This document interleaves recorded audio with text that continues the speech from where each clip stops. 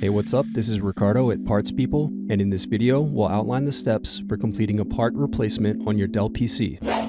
Visit our website and use this coupon for a 5% off discount.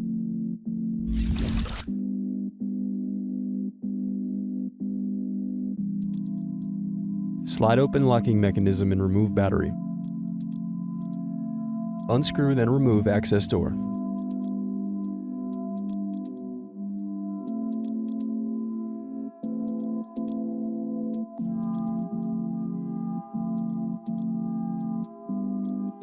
Then separate clips and remove memory.